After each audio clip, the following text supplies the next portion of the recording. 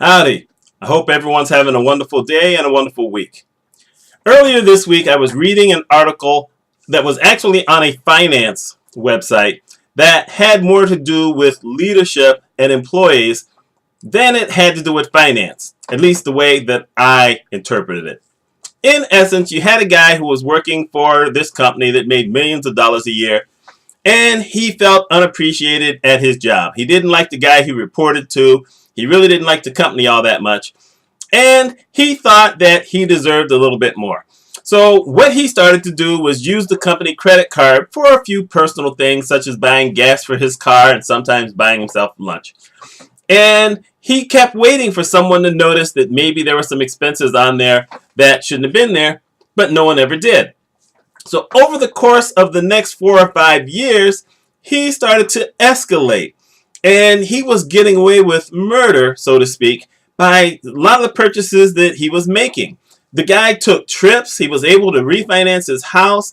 He got a new car. They were living a good life, he and his wife and his 2 kids. And it was a fluke that they got caught. And it was at a golf tournament where one of the companies that was advertising with his company said something in his presence. And what he said was, "We thought you liked us. How come you stopped working with us?" Because what happened is this guy created a shell company, faked a name, and he made it one of the people who worked with his company. In essence, his company gave contracts out to all these different companies, and he basically got one of them. He didn't do anything with them. He just took the money. And the money was, going to him instead of going to some of these other companies that had been working with him. And that led to the downfall, because at that point, everyone started looking at the money and trying to figure out, wait, who is this over here? Who are these people? You got them. And even then, he was able to basically get away with it for 9 months.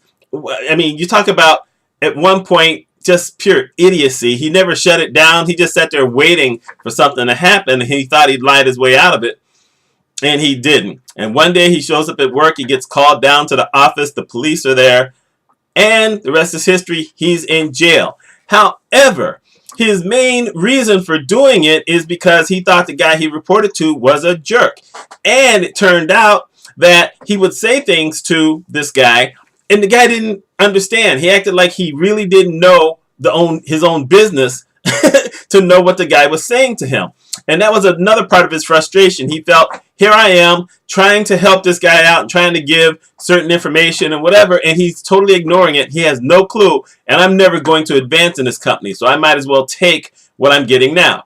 Of course, at the end, like I said, he ends up in jail. His wife finds out because he had to call her to bail him out of jail, and instead of bailing him out of jail, the wife gets the kids, and they left, and she files for divorce the next day. Talk about losing everything.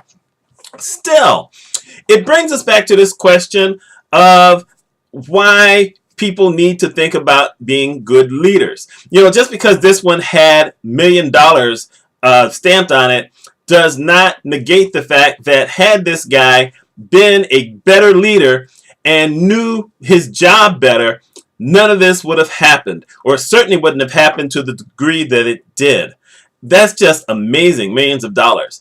We heard in 2006 how the CEO from Wells Fargo said that he did not know that a lot of the employees were creating fake accounts using the money of their clients in order to boost their numbers, until someone was able to prove that indeed in 2007 they had given him this document and this report saying how employees could do that based on the numbers they were trying to force employees to reach. And so he totally poo-pooed it. And of course, he ended up having to resign last year. And a lot of other stuff. And even then, some of the employees who were there had tried to tell other management and this guy what was going on. And instead of listening to them and investigating, they fired those people. And now those people are suing for money for, because they were fired unreasonably. I mean, they had told the truth. They were whistleblowers. And it's just going to get messy. This is the kind of thing that happens when you have leaders who don't care about the people. They don't really care about the organization as much. They care about themselves. That's how that's my take on it.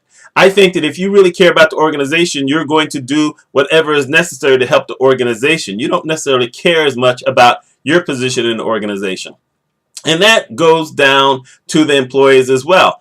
You try to get employees so that you can train them so that maybe one day they'll be where you are and you'll be elsewhere, whether you've been elevated or they just bypassed you. I mean, one of my goals had always been to train people so well that people in other departments or even other companies wanted to hire them as leaders. And that happened a couple of times because I didn't have the worry about someone's going to make me look bad because they're better than me. That's just a really negative way to do leadership. And yet I hear so many stories. I hear a lot of stories that are just like this, only there aren't people who are stealing from the organization. That's never an excuse to steal, that the person you report to is bad. But it's a cautionary tale that leaders need to pay attention. You need to show some kind of interest in your employees, and you need to know what the heck you're doing all the time. You just need to. That's what today's cautionary tale is. You know, we need to pay attention. You need to give some attention to the employees. You need to take them seriously, and you need to work on promoting them so that they feel as though they have an opportunity with your company. If you don't want to do any of that stuff, please don't be in leadership. We don't need more bad leaders in this country. That's my word for the day. My name is Mitch Mitchell. I hope y'all have a wonderful week.